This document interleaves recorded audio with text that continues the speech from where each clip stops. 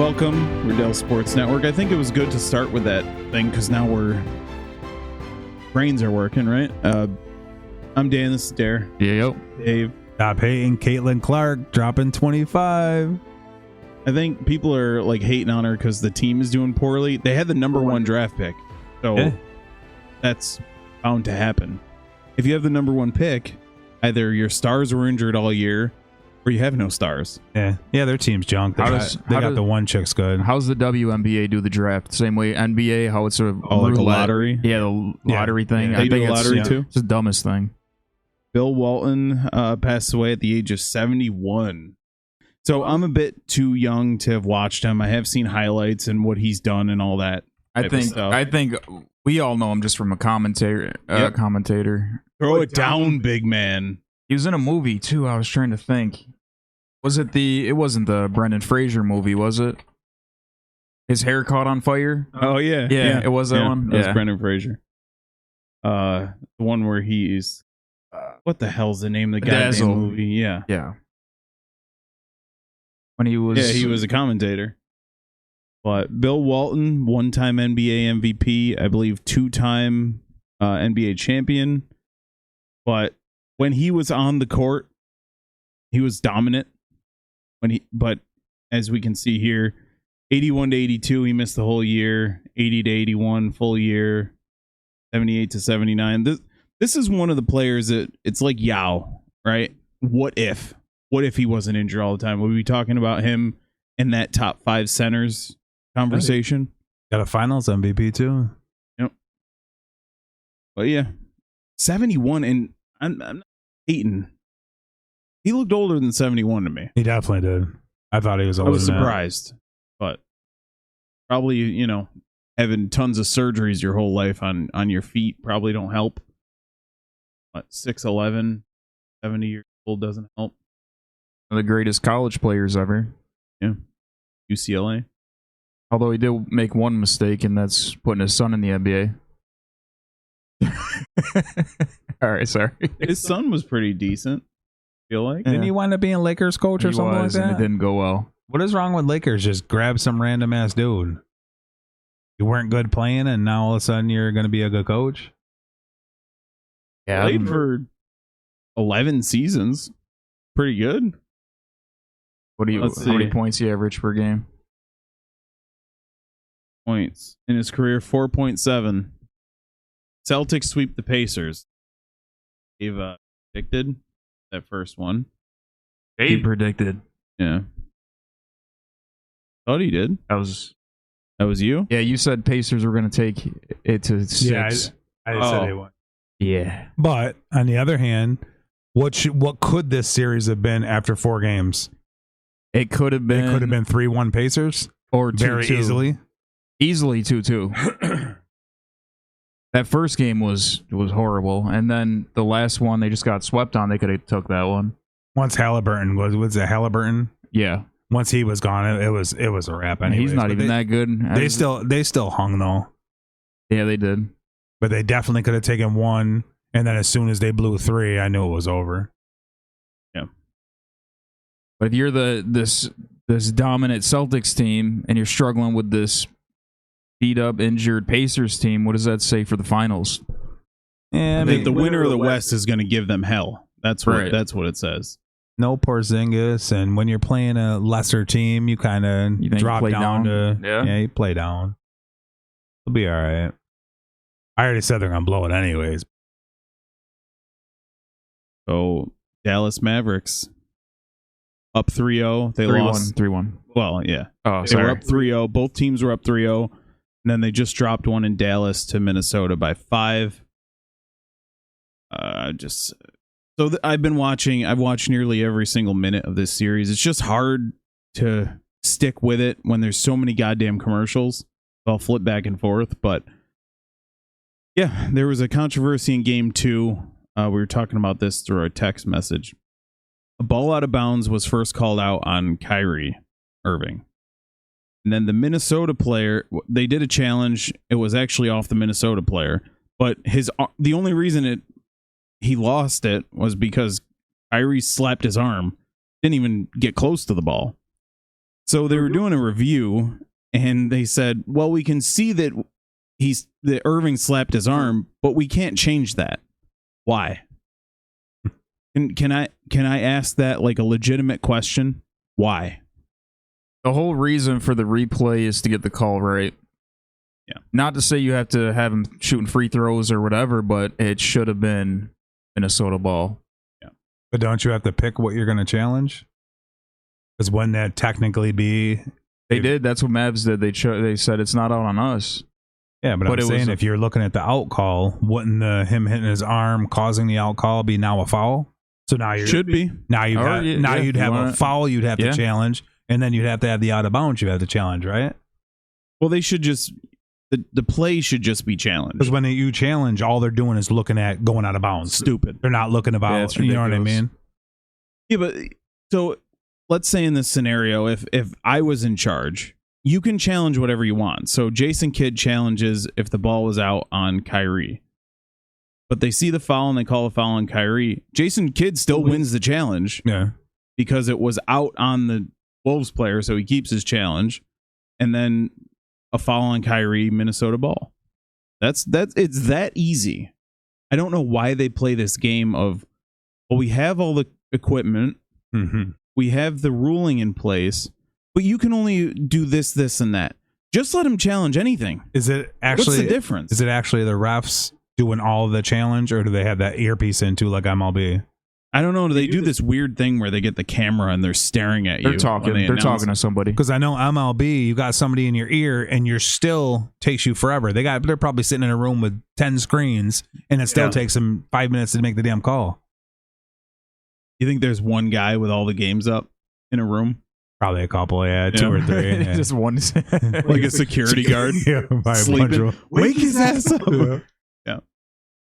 But the series has been good. Dallas has been dominant up until this last game. Because Kyrie finally showed up. Kyrie showed up. Luka with a game winner over that goofy, what the fuck's his name? Gobert. Yeah. Oh, yeah. But the series has been good. Yeah, he's dopey. Speaking of dope/derp is Karl Anthony Towns. I can't stand this guy. Why are you 7 feet tall and you want to jack up 15 threes a game? You want to jack up 15 threes, you're making half of them. I'm good with that. But you're making 3 out of 40. What would you say, 4 out of 32? Before this game 4 win, he was 4 for 32 from 3. Now we got a problem. Get your big goofy ass to the hole. Yeah. I don't care if you just sit down there and rebound all night. Get your big goofy ass under the rim. Yeah. He just looks like he doesn't have the fire in him to be in the paint. Yeah. He's just kind of derping around. He's got like a dumb face on, you know. Smoked a big ass bowl before halftime. Yeah. And just the ugliest 3-point shot. And you know who has an ugly 3-pointer, but he was draining him? This dude for Minnesota. At this point, I think if Anthony Edwards continues to take over, then they could have a shot to bring it to a game 7. But it's never happened before for somebody to come back, a team to come back down 3-0. Never happened. Cat's definitely the key, though. Cat not doing, the 4 for 32 or whatever from 3. You got to get 20 points from him minimum. He's got to contribute. Just like Luka and Kyrie, you needed Kyrie to contribute because Luka's going to do his thing. But if you don't get Towns in on it, it's a wrap. It reminds me of the guy from New York, Randall, where he has a good game where he's draining all the threes, and then the next game he thinks, hey, I can drain threes, and now he continues that. I'm going to keep trying. You got shooters, you body somebody. Yeah. These 3-pointers, so for full context, before I started watching NBA this postseason, I haven't really watched an NBA game in about a decade. Like, really sat down and watched it. I watched Dirk's final game, that kind of thing. But I haven't really sat down. When these motherfuckers take threes from almost the logo, like Kyrie took one, he was 2 steps in front of the logo. He banged it. But I literally went, because it was the end of the game. They were down 3. I think it was game 3. And he takes a jump shot from half court. Like, what the hell's going on? The new world that Steph Curry started. Yeah. And Karl Anthony Towns took one from the logo in game 2. And then he just kept shooting threes because he hit it. And then he's just shooting. He's like, oh, yeah, I got this. But this dude, Naz Reid, apparently he's a fucking center shooting threes. But they just leave him open, and he has an ugly jumper. He's kind of like set shot Willie. His feet barely leave the ground. But I think he was 8 for 8 in that game 3. Oh, shit. It was just nuts. Or he was 8 for 10 or something. And it's an ugly looking shot, but he's so good. What was the game? He had the last shot on one of those games and missed it. That's the one. That's the one he was draining. He was like 8 for 10. Yeah, he was fucked. That dude's so base. it was game 2 then that Luka hit the game winner. So it would have been, where the fuck is it? It's that 1 point. So Naz Reid had 29 points. So this is like the worst. Showed stats right there. It showed you missed it. Where? Right. Oh, okay. How's that? Team stat. We're just trying to see what his whole thing. But yeah. Guy, he doesn't look like he should be shooting threes. His shot doesn't look like he's shooting threes, but he's drilling them. He gets an open shot. But if Towns gets his big ass in the paint, then the Mavs got some trouble. But again, those 2 smalls for the Mavs are unstoppable. We'll see. We'll see tonight. They need to win tonight because Celtics are getting rest. So teams who went up 3-0 are, with the Celtics win, are 155-0 in series. So If I was Mavs, I definitely want to win tonight. Definitely. you have to. Give these dudes momentum. But we'll talk about that in Cash or Trash. So, all right. Ronald Acuna Jr. out for the rest of the season with a torn ACL. Different knee too, isn't it? It's the other one from a couple years ago. I think it's his other leg. But This horrible. Great player, young kid. I mean, I don't know. It's hopefully he can come back from it. Yeah. There's just not sad anymore. I'm grinning ear to ear over here. Well, you still got what, another month out of him? Come on, man. Yeah. I didn't need it. Dude. But we were debating, so Dare had the number 1 pick in his fantasy baseball draft. We were debating between Strider and Acuna, and now they're both out for the season. So kind of a wash, but sir. Oh, that'll be for Cash or Trash, because we're going to talk about the Braves again in Cash or Trash. Nico Collins signs a 3-year, $72 million extension. That's high, right? It's very high. Wait, wasn't he a rookie last year? Yeah. Why are they doing that? Was it the year before? Was it last year or the year before? I don't know, but that's why I put that in there. I thought that was really high. You're getting paid wide receiver 1 money. Yeah, it's strange because you'd think maybe they're trying to do an Atlanta Braves situation where they sign all these guys early.